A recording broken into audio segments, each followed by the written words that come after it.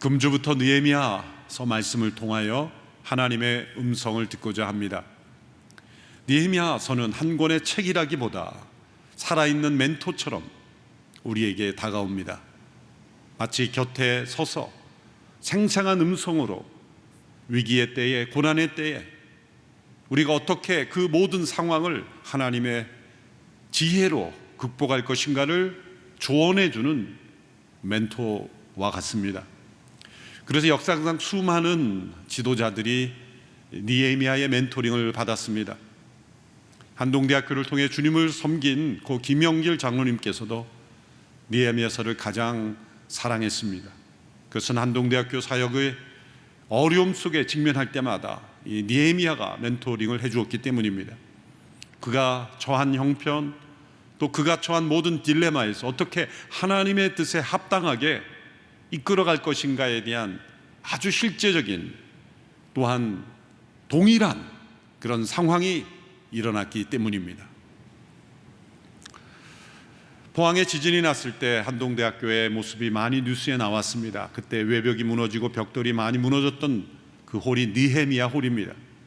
이 느헤미야 홀, 지금은 완벽히 복구되어 튼튼한 건물이 되었지만 마치 그 무너졌던 그 느헤미야 시대에 재건이 일어났던 것처럼 건물조차도 그런 느헤미야의 말씀을 체험했다, 그런 생각이 들 정도였습니다. 느헤미야라는 사람의 이름의 뜻은 하나님의 위로라는 뜻입니다. 하나님께서 하나님의 뜻에 순종하는 종들을 통하여 그 시대 백성들을 어떻게 위로하시는지를 잘 보여주는 책입니다. 왜냐하면 이 느헤미야는 이스라엘 역사에 가장 어두웠던 바벨론에 의한 멸망, 아시리아에서 멸망, 그 남왕국, 북왕국이 모두 아시리아와 바벨론에 의해서 멸망당한 이후에, 특별히 하나님께서는 이 바벨론에서 멸망당한 이스라엘을 다시 예루살렘을 회복시킨다는 약속을 예레미야를 통해 주셨습니다. 그 포로기 이후에 이스라엘 백성들이 귀환하여 재건의 역사를 이루었던 그 한복판에서 쓰임받았던 인물이 느헤미야입니다. 이스라엘 백성들은 세 차례에 걸쳐서 귀환이 이루어졌습니다. 1차 귀환은 수룹바벨이라는 지도자에 의해서 이루어졌습니다. 2차 귀환은 에스라의 인도로 이루어졌습니다. 그리고 3차 귀환이 바로 느헤미야를 통해 이루어졌습니다. 1차 포로 귀환 때 이들에게 주어진 사명은 성전을 재건하는 것이었습니다. 그러나 그 일은 쉽지 않았습니다. 그들은 성전의 기초만 놓고 16년 동안 방치해 놓았습니다. 삶의 우선순위가 하나님의 성전에 있지 않았기 때문입니다. 그때 하나님께서는 학개스가랴 선지자를 보내셔서 그 일을 이루도록 하셨습니다. 2차로 귀환했을 때는 에스라를 통해 하나님의 말씀 위에 이들을 다시 세우는 그러한 임무를 주셨습니다. 이런 1차, 2차의 포로 귀환이 이뤘음에도 불구하고 예루살렘의 형편은 아직도 너무나 처참했습니다. 왜냐하면 성벽이 재건되지 않았기에 끊임없는 침입과 위협 속에서 수치와 수모를 당하고 있었기 때문입니다. 하나님의 사역자들에서 성전은 재건되었고 이제 백성들이 자신의 삶을 영위해갈 만한 그런 공동체는 회복되었지만 아직도 하나님 보시기에는 합당하지 않은 모습이었습니다. 백성들이 아직도 자기중심적인 그러한 모습이 있었기 때문입니다. 이때 느헤미야를 통해서 하나님은 성벽을 재건할 뿐만 아니라 이제 이스라엘을 참된 예배 공동체, 성령 공동체로, 하나님께서 사용하시는 하나님 나라의 공동체로 완전히 변화시키기를 하나님은 원하셨다는 것입니다. 바로 이 일에 하나님께서 사용하신 사람이 느헤미야입니다. 그것을 통해 하나님은 이 세상에 하나님의 위로하심을 보여주었습니다. 오늘 이 시대에 하나님의 위로를 세상에 보여줄 공동체는 교회입니다. 주님의 몸된 교회가 이 세상에 하나님께서 위로하심을 보여줄 수 있어야 합니다. 세상의 걱정거리가 아니라 세상의 위로자가 될 수 있어야 하는 것입니다. 느헤미야가 이 하나님의 위로의 통로가 되었던 그 모든 과정이 느헤미야서에 잘 기록되었습니다. 그래서 1장부터 7장까지의 내용을 보면 마치 일기를 기록하듯이 느헤미야가 1인칭으로 일어난 모든 일들뿐만 아니라 그 이면에 자신이 어떠한 기도로 어떠한 마음으로 하나님 앞에 나아갔는지를 상세하게 기록할 수 하고 있습니다. 8장 이후는 3인칭으로 기록이 됐으므로 느헤미야 자신이 기록한 것이 아니죠. 아마 에스라나 혹은 제3의 저자가 느헤미야가 남겼던 기록 혹은 느헤미야의 말들을 용합하여 종합하여 기록했을 겁니다. 실제로 구약 히브리 성경에서는 에스라와 느헤미야가 한 책으로 이렇게 붙어 있습니다. 이 모든 기록 속에서 느헤미야는 하나님이 행하신 자신을 통해서 무슨 일을 행하셨는지 뿐만 아니라 자신과 하나님과의 관계가 어떤 관계였는지를 우리에게 상세하게 설명하고 있습니다. 느헤미야는 3차 포로 귀환 때 쓰임받은 지도자이죠. 그러면 1차와 2차 귀환 때 왜 귀환하지 않았을까? 저는 1차, 2차 때 느헤미야가 귀환하고 싶었다고 생각하고 싶습니다. 여러 정황으로 보아서. 그런데 왜 귀환하지 못했을까요?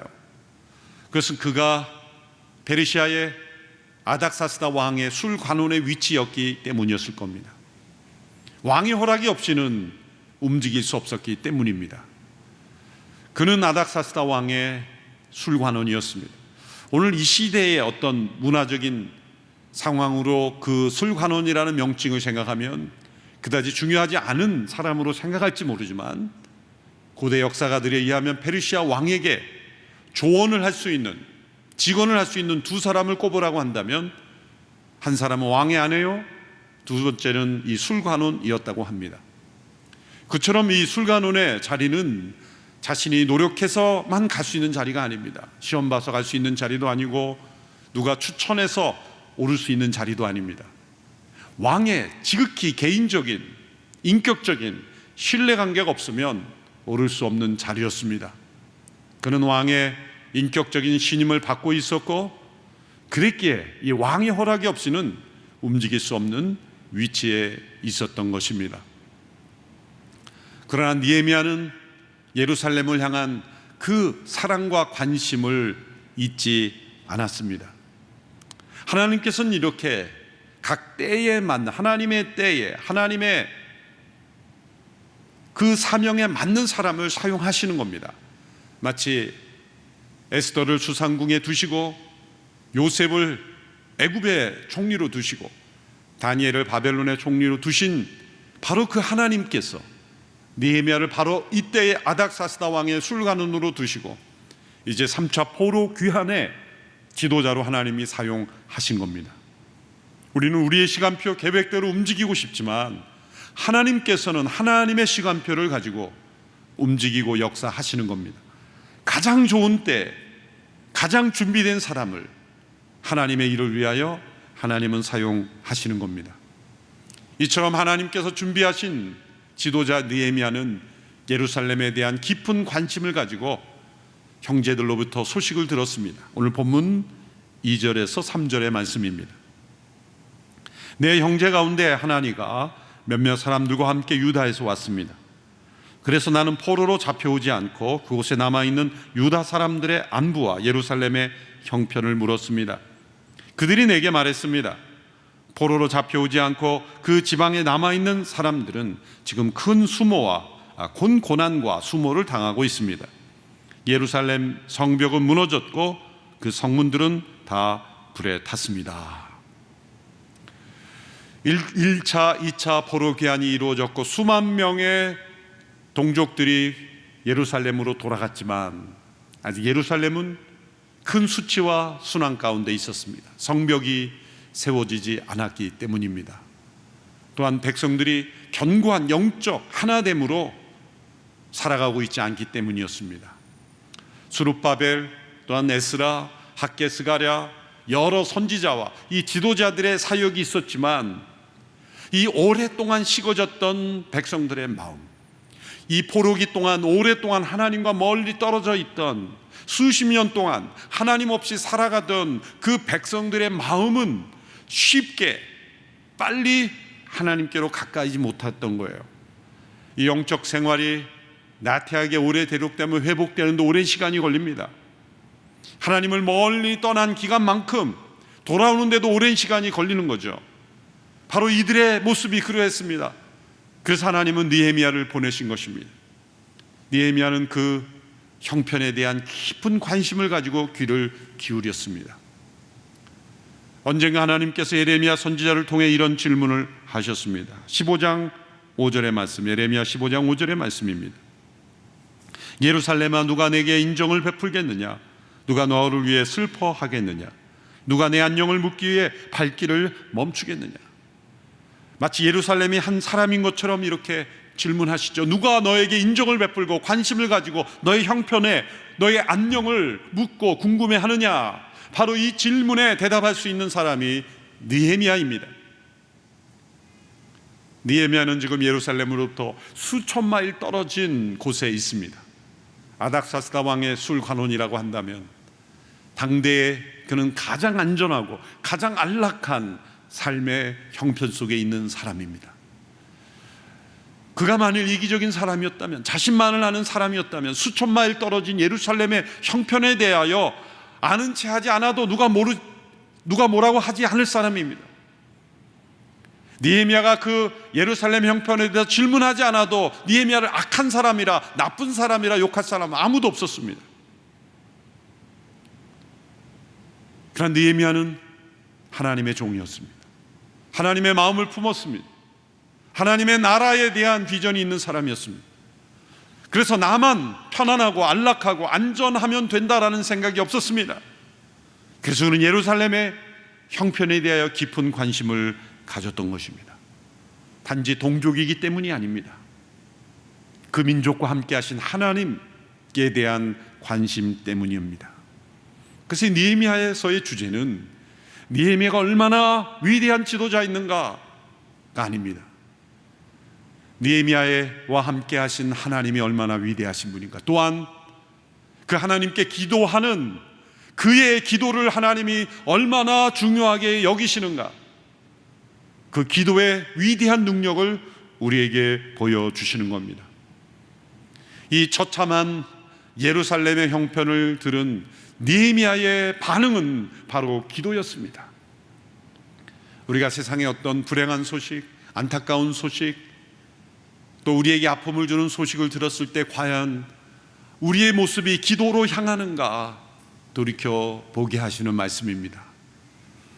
예루살렘의 형편을 들은 느헤미야의 반응은 기도였습니다. 그냥 기도가 아니었습니다. 가슴이 찢어지는 눈물의 기도였습니다. 오늘 본문 1장 4절에 보면 느헤미야의 반응을 이렇게 기록하고 있습니다. 나는 이 말을 듣고 그만 주저앉아 울고 말았습니다. 나는 몇 날 며칠 동안 슬픔에 잠긴 채 금식하면서 하늘의 하나님 앞에 기도했다 말하고 있습니다.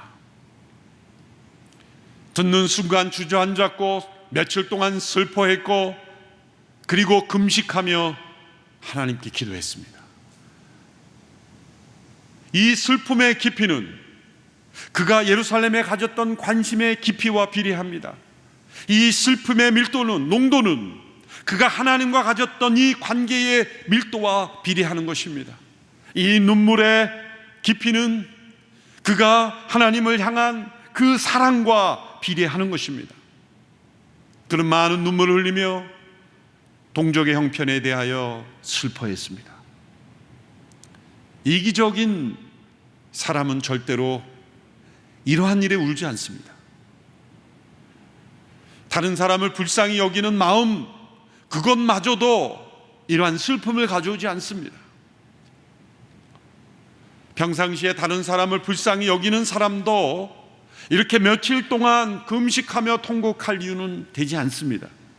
그렇다면 이 눈물의 이유는 무엇일까요? 그것은 바로 그 백성을 향한 하나님의 눈물인 것입니다. 그 백성의 안타까운 형편에 대한 하나님의 안타까움인 것입니다. 이 슬픔은 바로 성령 안에서 느끼는 하나님의 슬픔을 함께 느끼는 것입니다. 예레미야가 이 하나님의 슬픔을 슬퍼했습니다. 사도 바울이 동족의 구원을 위하여 이 하나님의 슬픔을 경험했습니다.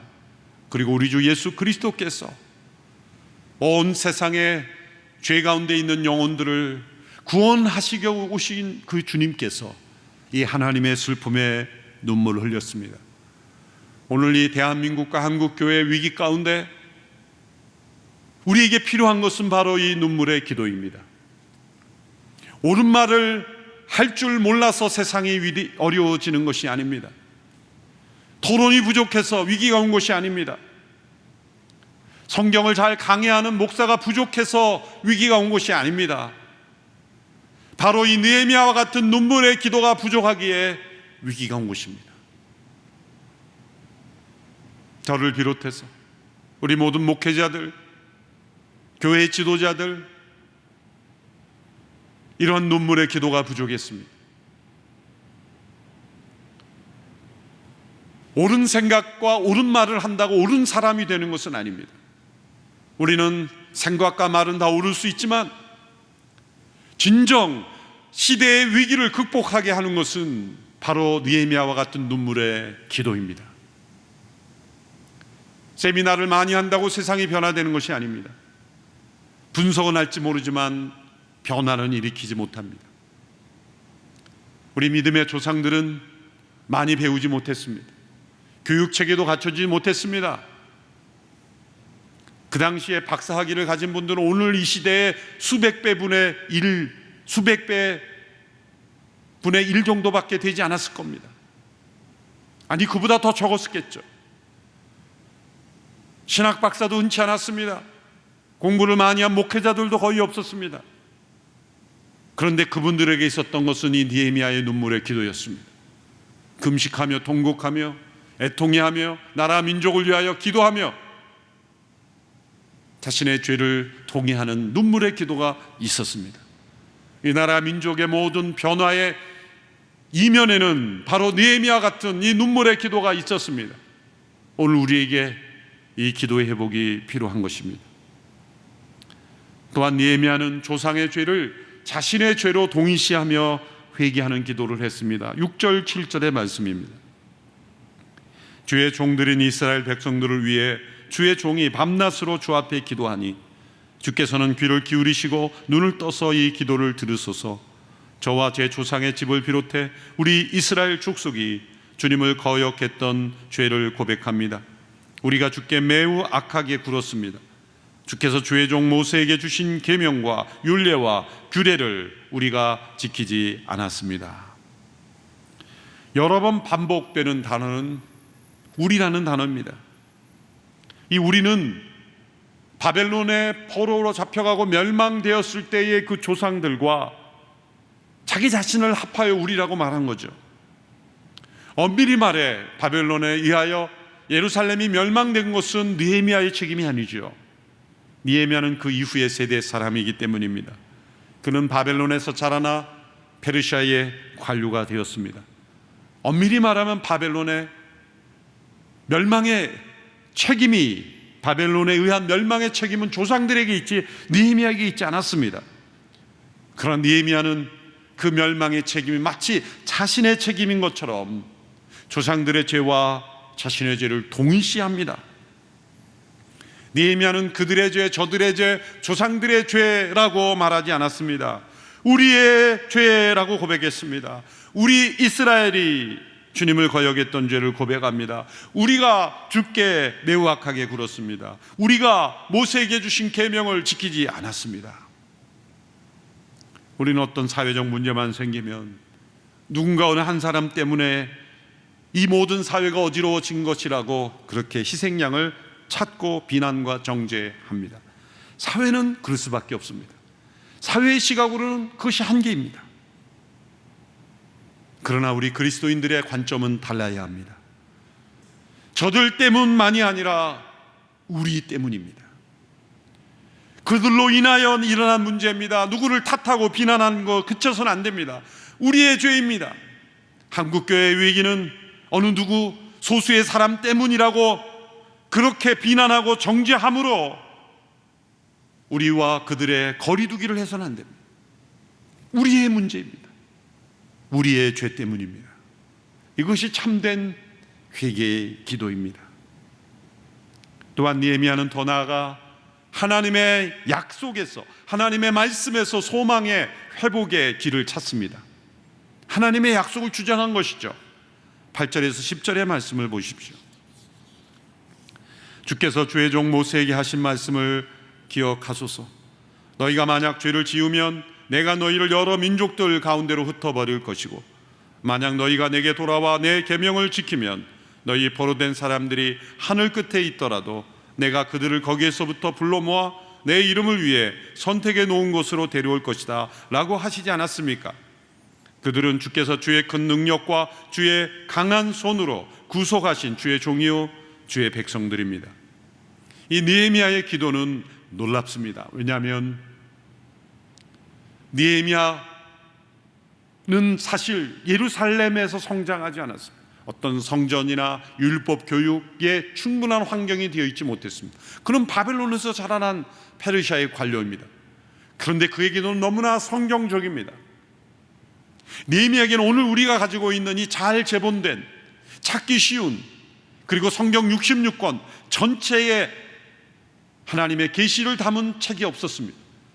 그가 읽을 수 있었던 하나님의 말씀은 하나님이 주신 모세의 율법의 일부분이었을 겁니다.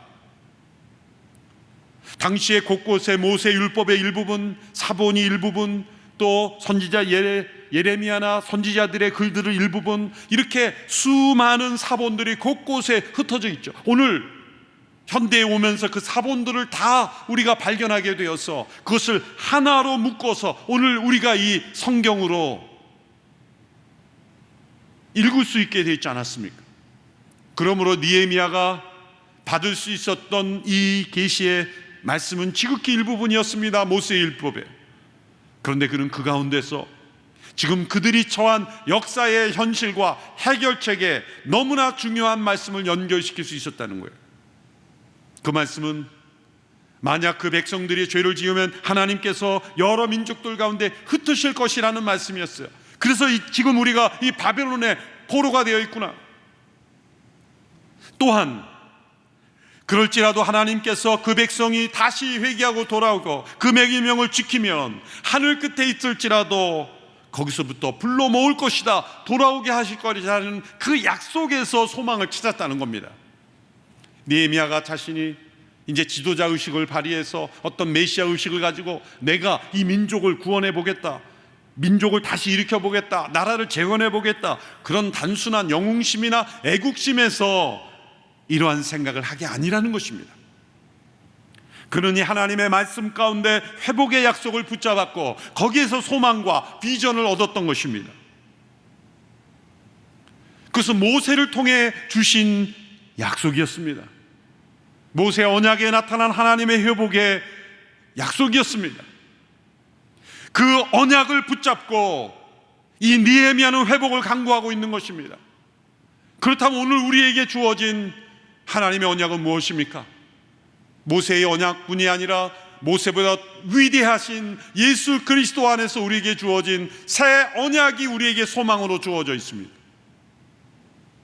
모세의 언약은 부분적이었으나 예수 그리스도의 새 언약은 완전한 언약입니다. 우리의 죄가 주홍빛 같을지라도 흰눈같이 되리라 하시는 완전한 용서와 회복의 약속입니다.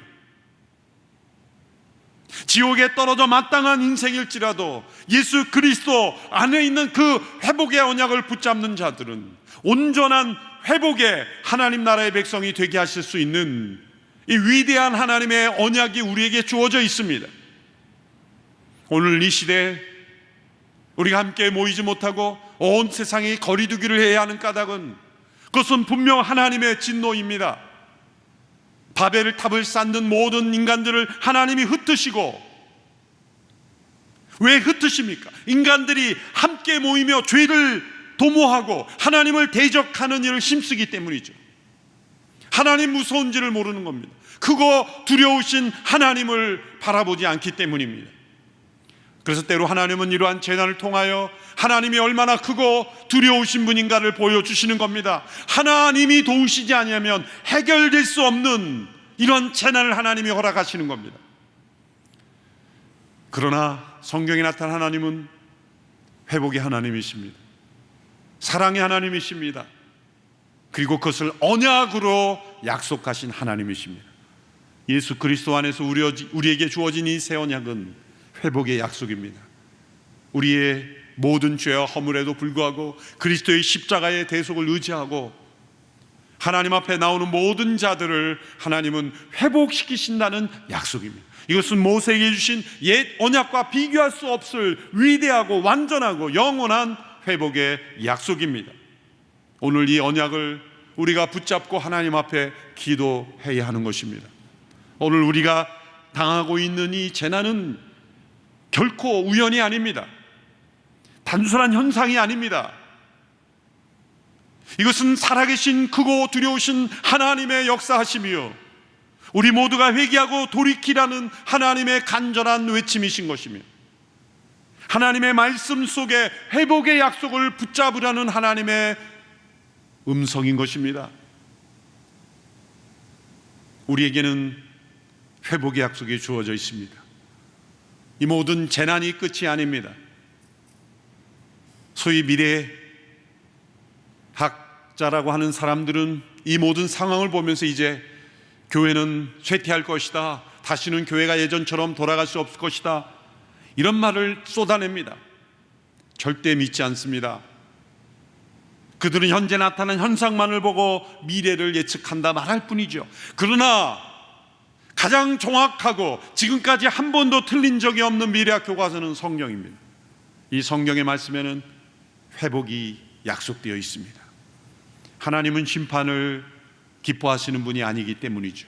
우리에게 재앙을 내리시는 것을 즐기시는 분이 아니기 때문입니다. 하나님은 회복의 하나님이십니다.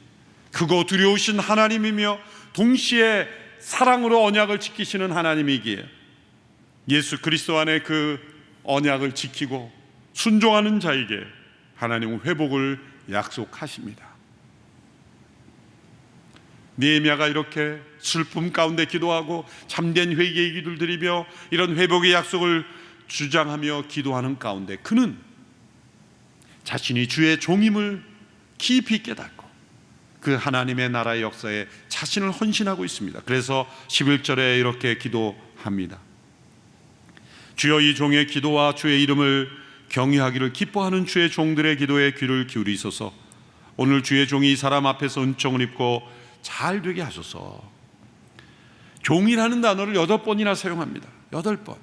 그는 지금 페르시아의 신하였지만 그것이 그의 정체성이 아니었습니다. 나는 주의 종이다, 주의 종으로서의 정체성이 있었던 것입니다. 이렇게 참된 기도 가운데 하나님 앞에 나가는 영혼은 점점 자발적인 영혼이 됩니다. 점점 헌신하게 됩니다. 참된 헌신은 부득이한 것이 아닙니다. 참된 헌신은 기쁨으로 하는 것입니다. 느헤미야가 마음속에는 페르시아의 신하로 계속 있기를 원하는데 하나님이 말씀하시니까 어쩔 수 없이 해야 되나 보다, 그리고 끌려가는 것이 아닙니다. 그런 비굴한 종의 마음이 아닙니다. 그는 기쁨으로 섬기는 종입니다. 주의 종의 기도를 응답하소서. 이 기도는 어떤 기도입니까? 그 예루살렘의 회복을 위하여 자신을 사용해달라는 기도입니다. 그리고 이 주의 종이 이 사람 앞에서 은총을 얻게 해달라. 이 사람은 아닥사스다 왕이죠. 자신이 더 높은 위치에 오르가고 왕의 더 인정을 받게 세속적인 성공을 더 하게 해달라는 기도가 아닙니다. 이것은 주의 종이 이 왕에게 은총을 입어 하나님이 나에게 주시는 이 사명, 이 예루살렘의 회복을 위하여, 주의 나라의 역사를 위하여 하나님 저를 사용해 주시옵소서, 헌신의 기도인 것입니다. 오늘 이 시대 이 세상 속에 수치당하고 있는 한국교회 앞에 무너진 성벽으로 무너져가고 있는 이 예루살렘과 같은 대한민국 가운데 하나님은 느헤미야를 찾고 계십니다. 주의 종을 찾고 계신 겁니다. 하나님의 위로가 될 사람들을 찾고 계십니다. 오늘 저와 여러분이 주 앞에 주의 종으로 헌신함으로 이러한 기도를 통하여, 이런 눈물의 기도, 회개의 기도, 이런 약속을 주장하는 기도를 통하여 하나님 앞에 쓰임받는 주의 종으로 나아갈 수 있게 되기를 바랍니다. 하나님은 이러한 주의 종의 기도의 귀를 기울이시기 때문입니다. 기도하겠습니다. 살아계신 하나님, 역사를 주관하시는 하나님, 오늘 이 시대에 하나님의 위로가 될 느헤미야를 찾고 계시며 우리를 그 삶으로 초대하고 계신 줄로 믿습니다. 주님, 어지럽고 혼란한 이 세상, 수치 가운데 있는 한국교회가 다시금 하나님의 나라의 축복의 통로가 되게 하여 주시고 다시 한번 참된 기도를 회복하는 주의 백성들 다 되게 하여 주옵소서. 예수님의 이름으로 기도하옵나이다. 아멘.